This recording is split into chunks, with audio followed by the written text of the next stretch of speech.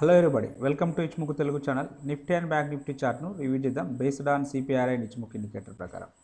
అలాగే option chain డాటాను కూడా analysis చేద్దాం. అందులో భాగంగా రేపు ఎలా ఉంటుందో ఒకసారి చూద్దాం.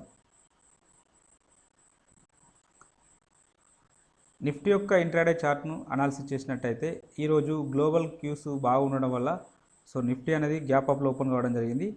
గ్యాప్ అప్లో ఓపెన్ అయ్యి పర్టికులర్గా R1 పైన ఓపెన్ కావడం అయితే జరిగింది. ఈరోజు R1 నుంచి R2 మధ్యలోనే మూవ్ అవ్వడం జరిగింది. ఒక విధంగా చెప్పాలంటే ఓపెన్ అయిన తర్వాత సైడ్ వేస్లోనే మూవ్ అవ్వడం అయితే జరిగింది. రేపటి రోజున ఈ రేంజ్ను బ్రేక్ చేసుకుంటూ అప్ సైడ్ వెళ్తే నియర్లీ 220 వరకు వెళ్ళడానికి 16,220 వరకు వెళ్ళడానికి అవకాశం అయితే ఉన్నది. లేదు అంటే ఈ గ్యాప్ ఒకవేళ ఫ్లాట్గా ఓపెన్ అయితే ఈ గ్యాప్ అనేది ఫిల్ కావడానికి అవకాశం అయితే ఉంటుంది. కాబట్టి ఈ రెండు లెవెల్స్ని అంటే డౌన్ సైడ్ వస్తే ఈ లోన్ బ్రేక్ చేసుకుంటూ డౌన్ సైడ్ వస్తే నెక్స్ట్ ఇక్కడ వరకు రావడానికి పాసిబిలిటీ ఉంటుంది. లేదు అంటే అప్ సైడ్ వెళ్ళడానికి అవకాశం అయితే ఉన్నది. ఇక మన సిపిఆర్ ప్రకారం అయితే మనకు ఆపర్చునిటీ లభించలేదనే చెప్పవచ్చు. అంటే పర్టికులర్గా చెప్పాలంటే ఇలా గ్యాప్ అప్లో ఓపెన్ అయిన సందర్భంలో ప్రైస్ అనేది ఐదర్ ఈ లెవెల్ నుంచి అంటే ఇక్కడ ఎంట్రీ తీసుకోవచ్చు, లేదు అంటే దీనిపైన మనం బై సైడ్ వెళ్ళొచ్చు, లేదు అంటే దీని కింద క్లోజ్ అయితే మన టార్గెట్ ఇక్కడ ప్రీవియస్ డే హై వరకు ఉండడానికి పాసిబిలిటీ అయితే ఉంటుంది. అలా కాకుండా ప్రైస్ అనేది ఇక్కడ R1 దగ్గర సపోర్ట్ తీసుకొని R2 వరకు అయితే వెళ్ళడం జరిగింది. ఒక విధంగా చెప్పాలంటే ఇంత ఈ గ్యాప్ అప్ ఓపెన్ అయింది కాబట్టి అంత ప్రాఫిట్ బుకింగ్ జరిగింది. చాలా వరకు సైడ్ వేస్లోనే మూవ్ అయింది. పెద్దగా ఏమీ మూమెంటం అయితే ఏమీ లేదు ఈరోజు.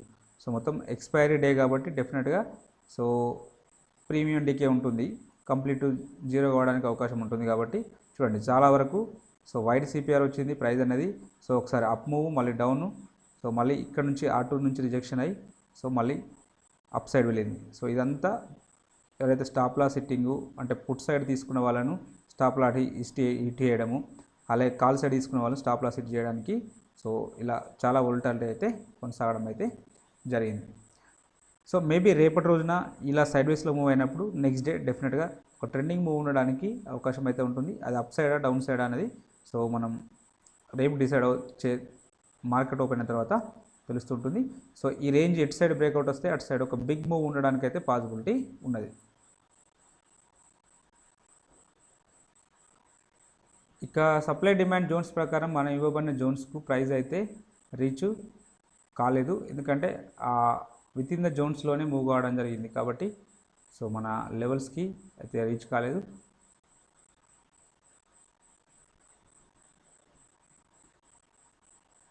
ఇక రేపటి రోజున మనకి ఇక్కడ పెద్దగా జోన్స్ అయితే ఏమీ లేవు. మనం ఇక్కడ ఆల్రెడీ ఈ లెవెల్ నుంచి రియాక్షన్ అయితే రావడం జరిగింది. ఎనీహౌ అంటే ఒకవేళ ఈ హై నుంచి ఇక్కడ ఒక సప్లై జోన్ అయితే మనం మార్క్ అయితే చేయవచ్చు. ఈ జోన్ ఒకదాన్ని కన్సిడర్ చేయండి. ఇక్కడ ఈ డిమాండ్ జోను ఇక్కడ ఎలాగూ ఉన్నది. ఇక్కడ కూడా ఒక డ్రా చేయొచ్చు, బట్ ఇది లెవెల్ ఓవర్ లెవెల్ అవుతుంది కాబట్టి దీన్ని కూడా అంటే ఇదే జోన్ను కన్సిడర్ అయితే చేయండి.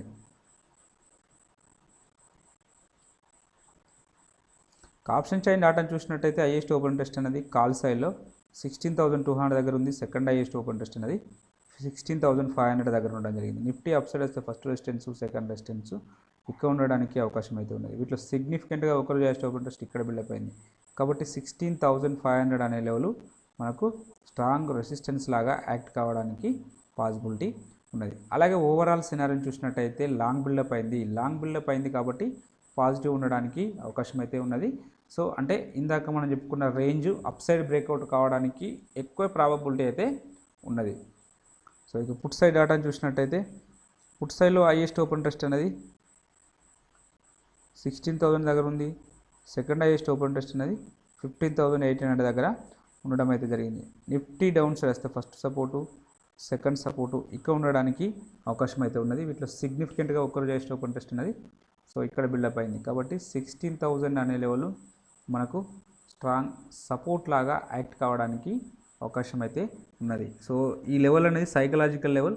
ఈ లెవెల్ని బ్రేక్ చేసుకుంటూ అప్ సైడ్ వెళ్ళింది. ఇన్ కేసు మళ్ళీ పుల్ బ్యాక్ వస్తే 16,000 రావడానికి అవకాశం అయితే ఉంటుంది. కాబట్టి ఈ లెవెల్ దగ్గర మీరు కంపల్సరీ ఈ ఓపెన్ టెస్ట్ను చెక్ చేస్తూ ఉండండి. ఇక ఓవరాల్ సినారీని చూసినట్టయితే షార్ట్ బిల్డప్ అయింది, పుట్ సైడ్లో షార్ట్ బిల్డప్ అయింది కాబట్టి పాజిటివ్ ఉండడానికి అవకాశాలు అయితే ఎక్కువగా ఉన్నవి.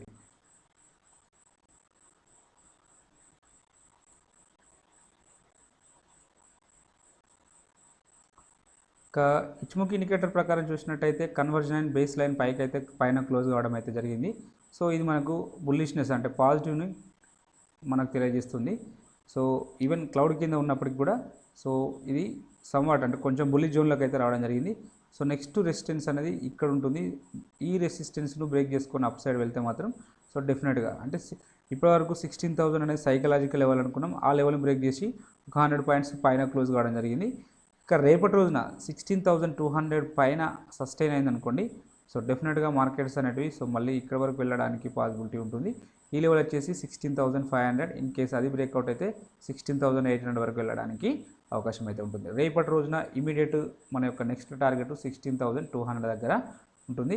అది బ్రేక్అవుట్ అయితే మాత్రం 16,500 అనేది మన నెక్స్ట్ టార్గెట్గా వర్కౌట్ అయితే అవుతుంది. ఇక్కడ డౌన్ సైడ్ సినారియో వచ్చేసి సో ఇంపార్టెంట్ జోన్ వచ్చేసి 16,000. ఇది చాలా ఇంపార్టెంట్. ప్రస్తుతానికి దీనిపైన క్లోజ్ అయింది. ఇన్ కేస్ ఒకవేళ ఈ బుల్లిష్నెస్ అనేది కంటిన్యూ అవ్వదలుచుకుంటే సో ఒకసారి ఇలా 16,200 కావచ్చు లేదా 16,500 కావచ్చు, ఇలా వెళ్ళి మళ్ళీ ఒకసారి 16,000 బౌన్స్ కావడానికి పాసిబిలిటీ ఉంటుంది. అప్పుడు ఇక్కడ ఏదైనా ఒక బుల్లిష్ క్యాండిల్ వస్తే బుల్లిష్ క్యాండిల్ పైన తీసుకుంటే సో డెఫినెట్గా మన టార్గెట్ 16,500 పైన ఉండడానికి ఛాన్స్ అయితే ఉంటుంది.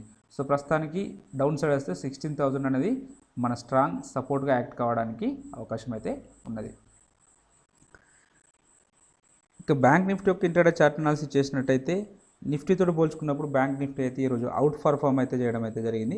నిఫ్టీ అయితే వేరే within the R1 and R2లోనే మూవ్ అవ్వడం జరిగింది. బ్యాంక్ నిఫ్టీ మాత్రం R1 బ్రేక్ చేసుకుంటూ దానిపైన సస్టైన్ అవుతూ సో అప్ సైడ్ అయితే వెళ్ళడం జరిగింది.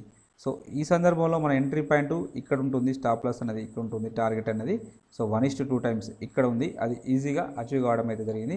లేటర్ పీరియడ్లో మళ్ళీ ఒకసారి పుల్ బ్యాక్ వచ్చింది. సో మళ్ళీ అప్ సైడ్ అయితే వెళ్ళడం జరిగింది. సో ఇది మొత్తం కంప్లీట్గా సో ట్రాపింగ్ అన్నట్టు. సో పీని సిని ఇద్దరిని అవాయిడ్ చేయడం అయితే జరిగింది big players. So anyhow expiry day రోజు మాత్రం కొంచెం జాగ్రత్తగా ఉంటే బెటర్.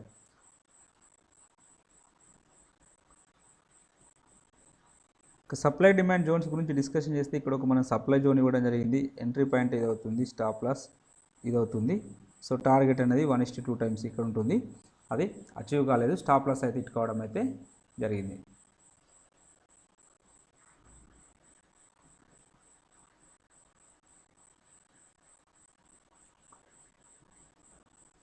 ఇక రేపటి రోజున ఇక్కడ ఒక డిమాండ్ జోన్ ఉంది, ఇక్కడ ఒక సప్లై జోన్ ఉంది.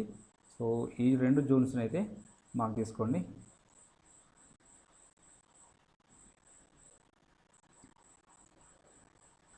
బ్యాంక్ నిఫ్టీ యొక్క ఆప్షన్ చైన్ డాటాను చూసినట్టయితే హైయెస్ట్ ఓపెన్ టెస్ట్ అనేది కాల్ సైడ్లో 35 దగ్గర ఉంది. సెకండ్ హైయెస్ట్ ఓపెన్ టెస్ట్ అనేది 35.5 దగ్గర ఉండడం జరిగింది. బ్యాంక్ నిఫ్టీ అప్ సైడ్ వస్తే ఫస్ట్ రెసిస్టెన్స్, సెకండ్ రెసిస్టెన్స్ ఇక్కడ ఉండడానికి అవకాశం అయితే ఉన్నది. వీటిలో సిగ్నిఫికెంట్గా ఒకరోజు హైయెస్ట్ ఓపెన్ టెస్ట్ ఇక్కడ బిల్డప్ అయింది కాబట్టి ఈ లెవెల్ మనకు స్ట్రాంగ్ రెసిస్టెన్స్ లాగా యాక్ట్ కావడానికి అవకాశం అయితే ఉన్నది. అలాగే ఓవరాల్ సినారియోని చూసినట్టయితే సో లాంగ్ బిల్డప్ అయింది కాబట్టి పాజిటివ్ ఉండడానికి అవకాశాలు అయితే ఎక్కువగా ఉన్నాయి.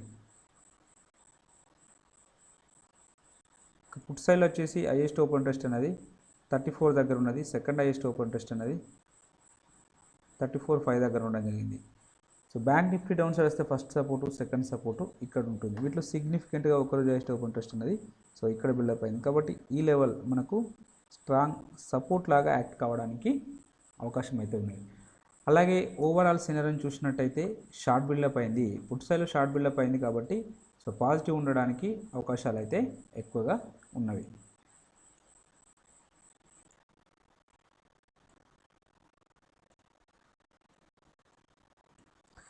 ఇక ఇచ్ముఖి ఇండికేటర్ ప్రకారం చూసినట్టయితే బ్యాంక్ నిఫ్టీ అయితే అవుట్ పర్ఫామ్ అయితే చేయడం జరిగింది కంపేర్ టు నిఫ్టీ.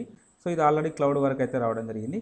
ఇక నెక్స్ట్ టార్గెట్ అప్ సైడ్ వచ్చేసి సో ఇది మన యొక్క టార్గెట్గా యాక్ట్ అవుతుంది. ఈ లెవెల్ వచ్చేసి 35,500 దగ్గర ఉన్నది. సో ఇక్కడ ఒకటి మనకు సప్లై జోన్ ఉండడానికి అవకాశం అయితే ఉన్నది. సో కాబట్టి నెక్స్ట్ టార్గెట్ 35,000 దగ్గర 35,500 దగ్గర ఉండడానికి అయితే అవకాశం అయితే ఉన్నది. సో రేపటి రోజున ఈ లెవెల్ టెస్ట్ చేయడానికి అవకాశం అయితే ఉన్నది. ఇది అప్ సైడ్లో. ఇక్కడ డౌన్ సైడ్లో వచ్చేసి ఇక్కడ అన్ఫిల్లింగ్ గ్యాప్ అయితే ఉండడం జరిగింది. ఇన్ కేసు ఇవాళ క్యాండిల్ యొక్క లో అనేది బ్రేక్ చేసుకుంటూ డౌన్ సైడ్ వస్తే రేపటి రోజున ఈ గ్యాప్ ఫిల్లింగ్ చేయడానికి పాసిబిలిటీ ఉన్నది. సో ఇంకా అంటే ఒకవేళ ఇన్ కేసు ఆ గ్యాప్ను కొంచెం కింది వరకు వెళ్ళి సో 34,000 దగ్గర ఉండడానికి కూడా పాసిబిలిటీ ఉన్నది. 34,000 అనేది ఒక స్ట్రాంగ్ సపోర్ట్ జోన్గా యాక్ట్ అయితే అవుతుంది. సో కాబట్టి ఈ 2 లెవెల్స్ని మార్క్ తీసుకోండి. ప్రైస్ అనేది సో అప్ సైడ్ బ్రేక్అవుట్ అయితే మాత్రం డెఫినెట్గా 35,500 వరకు వెళ్తుంది. సో డౌన్ సైడ్ బ్రేక్అవుట్ వచ్చింది అనుకోండి 34 వరకు రావడానికి అవకాశం అయితే ఉన్నది. సో కాబట్టి ఈ లెవెల్స్ని మార్క్ చేసుకోండి. ఇంకా ఎఫ్ఐ డేటాను చూసినట్టయితే వీళ్ళు -925 crores వీళ్ళు సెల్ చేయడం జరిగింది. సో వీళ్ళు మన వాళ్ళైతే పాజిటివ్లో ఈ ఇంచుమించు ఈక్వల్గా అయితే బై చేయడం అయితే జరిగింది. ఎనీహౌ వీళ్ళు ఇంకా సెల్లింగ్ అనేది ఆపేసి బయింగ్ మోడ్లోకి వస్తే ఎక్కువ మార్కెట్స్ అనేవి రియాక్ట్ కావడానికి అయితే అవకాశం అయితే ఉంటుంది. సో కాబట్టి ఈ డేటాను ట్రాక్ చేస్తూ ఉండండి.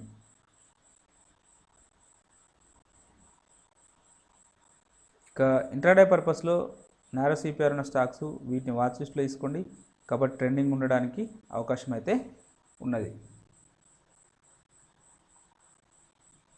మీకు ఈ కంటెంట్ నచ్చినట్టయితే తప్పక లైక్ చేస్తూ షేర్ చేయగలరు, అలాగే సబ్స్క్రైబ్ చేసుకోగలరు. Thank you everybody.